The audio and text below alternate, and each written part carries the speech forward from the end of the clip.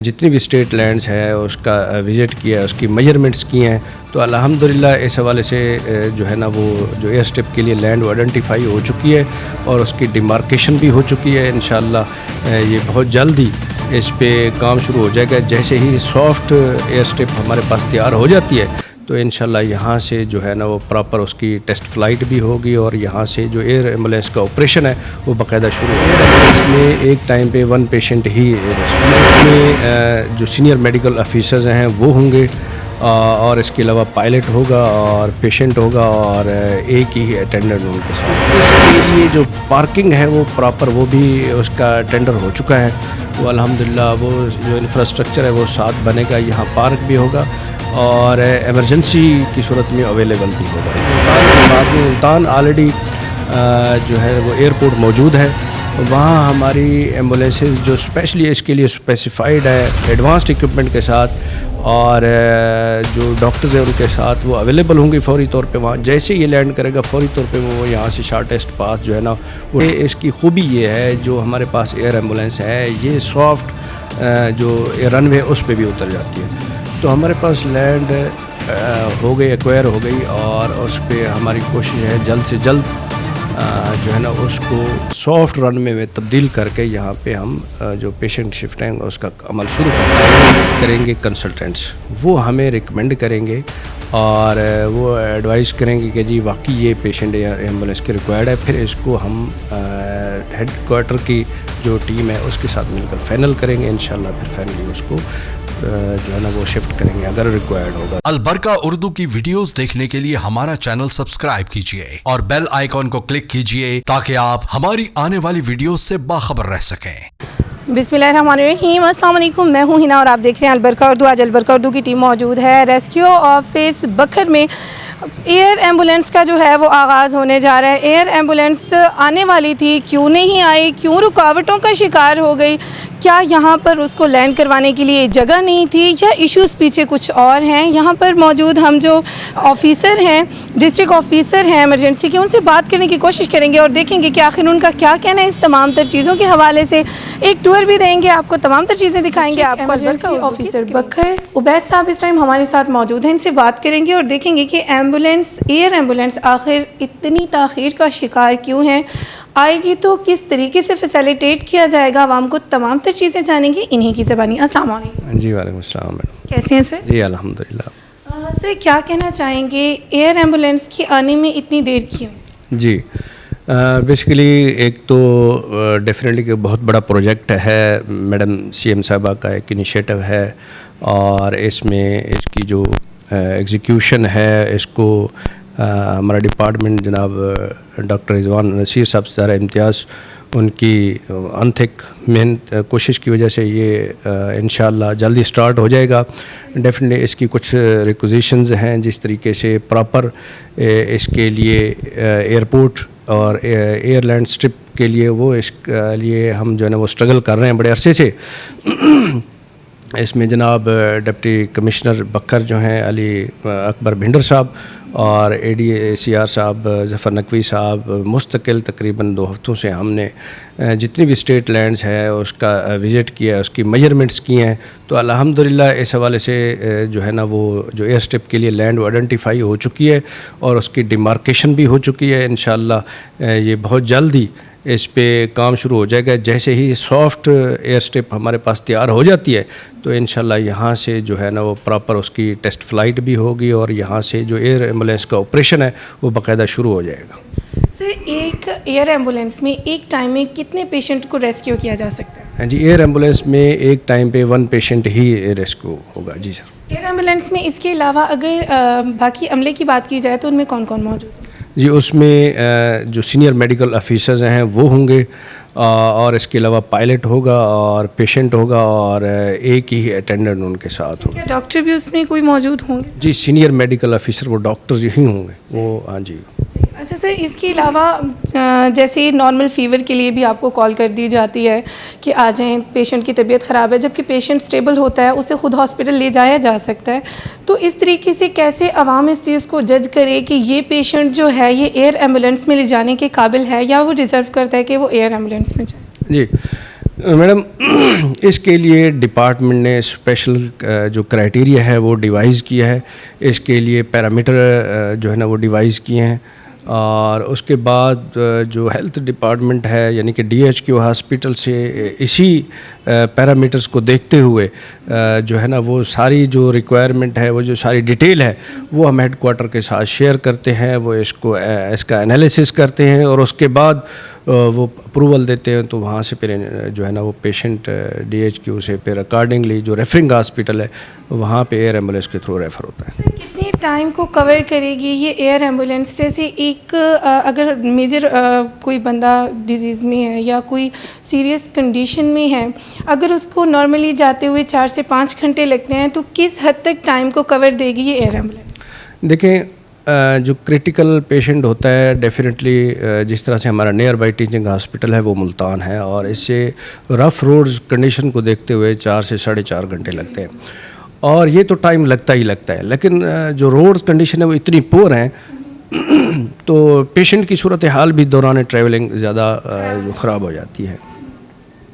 तो डेफिनेटली इसका जो टाइम है वो मिनिमम, क्योंकि फ़िक्स्ड विंग है तो इसकी स्पीड उस लिहाज से अच्छी खासी है, तो मेरे ख़्याल में 40-45 मिनट्स जो है ना वो इसको लगेंगे। 45 मिनट्स ऑलमोस्ट 50 मिनट्स इसको लगेंगे, जहाँ पे आप देखें 4.5 घंटे, और वो भी पोर रोड्स कंडीशन को देखते हुए सीरियस हालत में, तो 45 मिनट्स को बिल्कुल भी मुनासिब है। और इस तरह के पेशेंट्स के लिए और स्पेशली जो प्रीशियस लाइफ्स बचाने के लिए मिनिमम जो टाइम है उसको देखते हुए उसी लिहाज से हम जो सेकेंडरी हेल्थ केयर फैसिलिटीज़ हैं उसमें जहाँ हायर फैसिलिटीज़ जहाँ पे इस तरह के एडवांस्ड इक्विपमेंट्स और सीनियर लोग मौजूद हैं, तो उनकी उसमें ये फौरी तौर पे मिनिमम टाइम में इंशाल्लाह हम उसको शिफ्ट कर सकेंगे। जी सर, ये बताएंगे कि जैसे आपने कहा कि मुल्तान शिफ्ट किया जाएगा, या टाइम तो चले इस एम्बुलेंस ने, एयर एम्बुलेंस ने कवर कर दिया, क्या आप ये बताएंगे कि जैसे अगर बखर में उसको स्टे करवाने की कोई जगह है या लैंडिंग की उसकी कोई प्रॉपर जगह है, तो क्या मुल्तान में भी ऐसी कोई जगह बनाई जा रही है हॉस्पिटल के करीब तरीन कि जहाँ पर जल्द अज जल्द हॉस्पिटल तक पेशेंट को पहुँचाया जाए?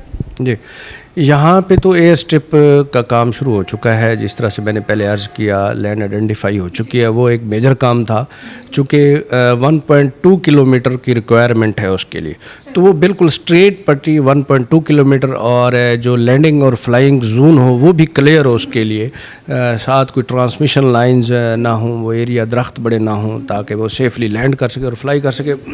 तो एक बड़ा चैलेंज था, वो अल्हम्दुलिल्लाह जनाब डिप्टी कमिश्नर साहब की सरपरस्ती में वो हो गया, आइडेंटिफाई भी हो गया, डिमार्क भी हो गया।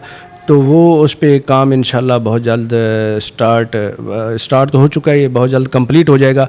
तो इसके लिए जो पार्किंग है वो प्रॉपर, वो भी उसका टेंडर हो चुका है।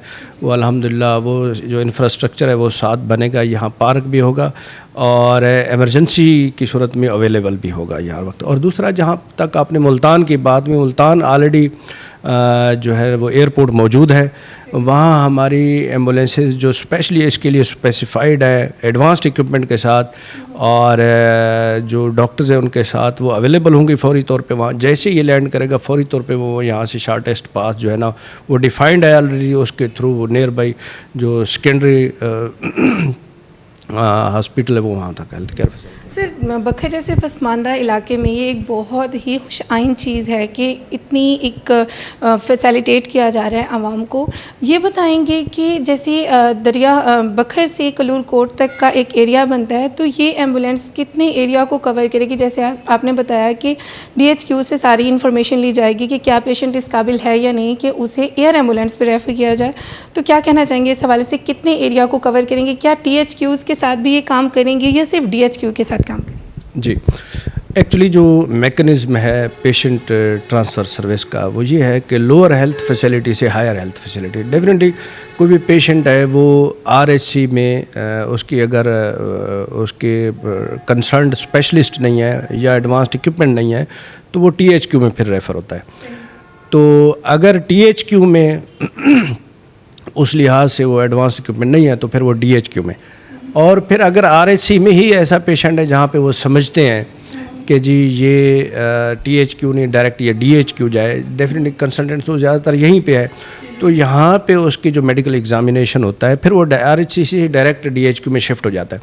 लेकिन DHQ में तो डेफिनेटली आना उसका ज़रूरी है, कोई ना कोई तयन तो करेगा ना, कंसल्टेंट्स वहाँ तयन करेंगे कि भी इसको एयर एम्बुलेंस रिक्वायर्ड है, इसको फौरी तौर पे अर्जेंट इसकी शिफ्टिंग ज़रूरी है इसकी लाइफ के लिए कि नहीं, वो तयन करेंगे फौरी। हम जो है ना वो कोऑर्डिनेशन में होते हैं फौरी तौर पे, और हेडक्वार्टर से भी जो टीम है जो इसको फाइनल करती है वो भी आंटो होती है। उसके बाद जैसे हमें विद इन मिनट जो है ना हमारी वो हो जाती है, तो फिर फौरी तौर पे हम एयर एम्बुलेंस के थ्रू ट्रांसपोर्टेशन।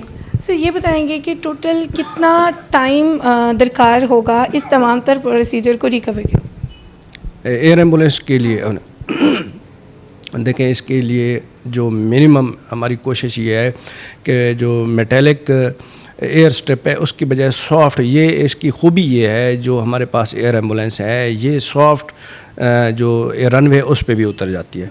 तो हमारे पास लैंड हो गई, एक्वायर हो गई, और उस पे हमारी कोशिश है जल्द से जल्द जो है ना उसको सॉफ्ट रनवे में तब्दील करके यहाँ पे हम जो पेशेंट शिफ्टिंग उसका अमल शुरू करें।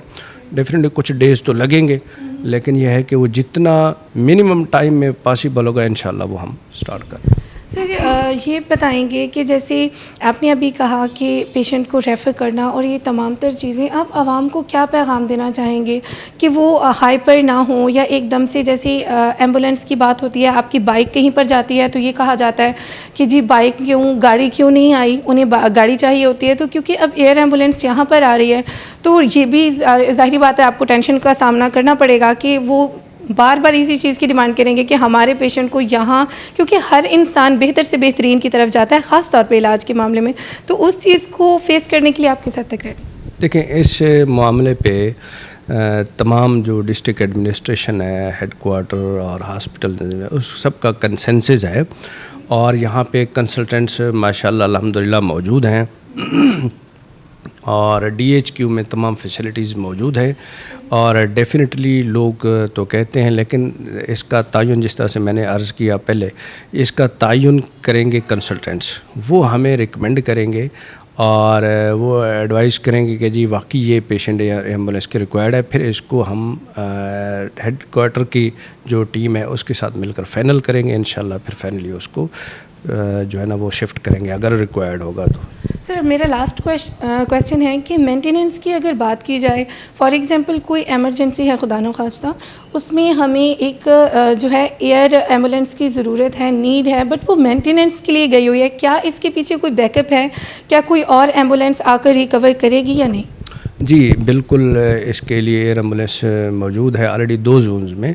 वो लाजमी नहीं है कि जी जो साउथ जोन और नॉर्थ जोन में, और मेरे ख्याल 3 एम्बुलेंसेज इसके लिए हैं अवेलेबल। और डेफिनेटली अगर एक मेंटेनेंस पे है तो अगर कोई ऐसा पेशेंट क्रिटिकल है, सीरियस है, तो डेफिनेटली उसके लिए फिर हम ज़िंदगी से तो कोई चीज़ कीमती नहीं है, तो उसके लिए मूवमेंट डिपार्टमेंट कराएगा इंशाल्लाह उसकी लाइफ के लिए। क्या पैगाम देना चाहेंगे बखर की आवाम को? बहुत बेहतरीन काम कर रहे हैं, किस तरीके से उन्हें गाइड करना चाहेंगे? तहम्मुल मिजाजी के साथ, आराम के साथ तमाम तर चीज़ों को लेकर चलें। ज़ाहिर बात है कि पेशेंट जब तकलीफ़ में होता है तो हाइपरनेस बनती है, लेकिन आप क्या पैगाम देना चाहेंगे? जी अल्हम्दुलिल्लाह, rescue 1122 Punjab emergency service department, चाहे वो दिन हो, रात, आंधी हो या तूफ़ान, ज़लज़ला हो या आग, हम हर किस्म के इन्वायरमेंट कंडीशन में और हर वक्त जो है ना वो आवाम के लिए ऑलवेज़ अवेलेबल होते हैं। और हमारी कोशिश ये होती है कि हम बेहतरीन से बेहतरीन जो सर्विसेज है हेल्थ केयर की वो आवाम को दें। डेफिनेटली ये जो इसकी कामयाबी है उसके लिए ज़रूरी है आवाम का तावन भी डेफिनेटली इसके लिए रिक्वायर्ड है। एक तो मैं आपके तवज्जुह से जो बखर की आवाम है उसको एक रिक्वेस्ट करना चाहूँगा कि जी जो पंजाब गवर्नमेंट है, डॉक्टर रिजवान नसीब सेक्रेटरी इमरजेंसी डिपार्टमेंट, उनका जो विज़न है उसके मुताबिक हर घर में एक फ़र्स्ट एडर मौजूद होना चाहिए। जो स्ट्रेंथिंग है उसकी डेफिनेटली नीड है। तो हमारा जो रेस्क्यू 1122 डिपार्टमेंट है, ये एक बेहतरीन प्लेटफॉर्म है कि यहाँ पे लोग बतौर वॉलंटियर ट्रेनिंग हासिल करें और किसी भी इमरजेंसी की सूरत में जिस तरह से हमारे डिपार्टमेंट या एम्बुलेंसेस को बाज़ औक़ात दूर दराज इलाके में कोई इमरजेंसी होती है, पहुंचने में टाइम लगता है, तो ऐसी सूरत हाल में या किसी खुदा न खास्ता डिज़ास्टर या बड़ी इमरजेंसी की सूरत में तो जो उस डिज़ास्टर को कैटर फॉर करना होता है वो उसके लिए ज़रूरी होता है कि आवाम का भी ताउन। तो जब आवाम स्किल्ड होगी तो हम किसी भी कुदरती आफत को बेहतर तरीके से उसको ख़त्म कर सकते हैं, हैंडल कर सकते हैं। ठीक है, तो एक तो ये है कि तमाम से गुजारिश है कि बढ़ चढ़ कर पूरे जोश व जज्बे के साथ रेस्क्यू 1112 के प्लेटफार्म से जो स्किल्स हैं, जो स्किल्स ओरिएंटेशन ट्रेनिंग्स हैं वो हासिल करें, फ़र्स्ट एड की, फायर सेफ्टी की, ताकि हमारा मुआशरा महफूज से महफूज तर हो सके। दूसरा इम्पॉर्टेंट मैंने जो चीज़ देखी है वो मैं आपके तवज्जो से कहना चाहूँगा, हमारे यहाँ मोटर बाइक्स के एक्सीडेंट्स की रेशो बहुत ज़्यादा है और उसमें जो सबसे ज़्यादा फैक्टर सामने आ रहा है, एक तो है नेग्लिजेंस जिसमें और दूसरा ओवर स्पीडिंग। नेग्लिजेंस में इस लिहाज से कहूँगा कि जो लिंक रोड से अमूमन ये सामने आई है, लिंक रोड से जो मोटर बाइक मेन रोड पे आ रहा है या गाड़ी आ रही है या ट्रैक्टर ट्रॉली आ रही है, वो इस चीज़ का उसे कोशिश होती है कि मैं सबसे पहले रोड पे आ जाऊं और पहले निकल जाऊं। जो दूसरी रोड से अगर गाड़ी नज़र आ भी रही है तो उसका वेट नहीं करता कि वो एहतियात से गुजर जाए। और इसी तरह से मोटर बाइक्स जो लिंक रोड से मेन रोड पे आते हैं वो वहाँ पे रुकने की वो इशारत नहीं करते कि जी रुक के उसको देखें कि गाड़ी आ रही है तो पहले उसको क्रॉस करने दें, मेन आए। तो जब वो इसी तरीके से वो मेन पे आते हैं तो अक्सर औक़ात हादसात का सबब बनते हैं। तो मेरी उनसे गुजारिश ये है कि एक तो जो ट्रैफिक रूल्स रेगुलेशन है उनकी पाबंदी करें, हेलमेट का ज़रूर इस्तेमाल करें स्पेशली मोटर बाइकर, और जो है वो मिनिमम स्पीड रखें 40 से 50 किलोमीटर पर आवर सिटी में, और यही उनके लिए सेफ़ है। अगर स्पीड कम होती है ना, खुदा न खास्ता कोई हादसा हो भी जाता है तो नुकसान कम से कम होता है। अगर कम से कम अगर स्पीड ज़्यादा है तो हल्का सा भी कोई इंसिडेंट हो जाए तो वो फिर फैटल होता है, उसमें जान जा सकती है। तो इसलिए एक तो स्पीड कम से कम रखें, रूल्स रेगुलेशन को वायलेट ना करें, और इसमें मुकाबलेबाजी वाला कोई अंसर नहीं होना चाहिए। एटलीस्ट लिंक रोड से मेन रोड पे आ रहे हैं तो ज़रा अच्छी तरह से देख लें कोई ट्रैफिक गाड़ी वगैरह तो नहीं आ रही। और दूसरा ये है कि क्रॉसिंग के दौरान भी एहतियात करें। कोई ऐसी वो जिस तरह से कहते हैं ना कि जी ना पहुंचने से देर से पहुंचना बेहतर है, तो इसके लिए बहुत ज़रूरी है कि अपना ख्याल रखें। और मोटर बाइकर्स जो है वो बहुत केयर करने की ज़रूरत है। इसमें जो बहुत अरसे से मैं देख रहा हूँ, इसमें जो मोटर बाइकर्स हैं वो उनमें हादसात की रेशो बहुत ज़्यादा है। शुक्रिया सर अपनी कीमती वक्त के लिए।